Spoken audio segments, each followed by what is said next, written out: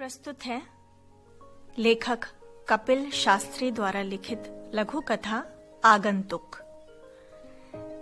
जनवरी की कड़कड़ाती ठंडी रात में जब बाजार से सामान लेकर लौट रहा था तो 8-10 सीढ़ियां चढ़ने के बाद पहले पड़ाव पर पहुंचते ही पोर्च में से जहां कई दुपहिया वाहन खड़े रहते हैं कूं-कूं की आवाज आई। देखा तो एक छोटा गब्दुल्ला सा पिल्ला गाड़ियों के पीछे छिपने की कोशिश कर रहा था।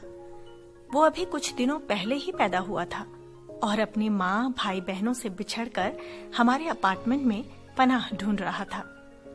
फ्लैट्स के सभी परिवार अपने अपने घरों में दुबके हुए थे और अब यहाँ सिर्फ मैं और वो ही आमने सामने थे। मैंने अपने दोनों होठ भींचकर और सांस अंदर खींचकर पुचकार की आवाज निकाली तो उसकी कुंकू बंद हो गई और 2 चमकीली आंखें मुझे आशा भरी निगाहों से देखने लगी।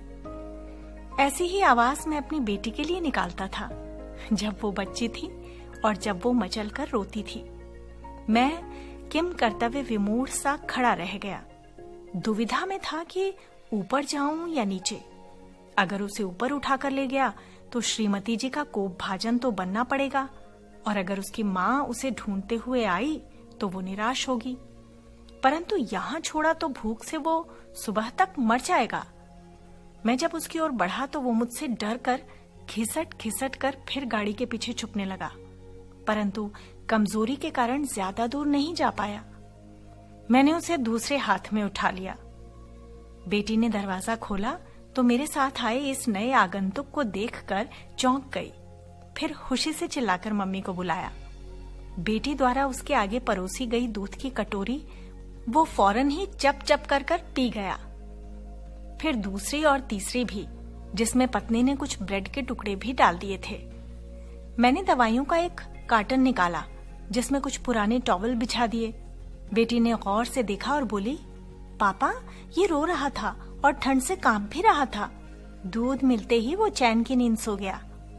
और हम इस नए मेहमान की आवभगत में व्हाट्सएप, फेसबुक, टीवी सीरियल्स सब भूल चुके थे। पत्नी ने तिरछी नजरों से देखा और कहा, ले तो आए हो, अब तुम ही इसकी गंदगी भी साफ करना। मैंने गहरी सांस ली। बेटी ने मेरी तरफ देखा और हम दोनों मुस्कुराए, जैसे कह रहे हों, शुक्रिया, वो तो हम कर ही लेंगे।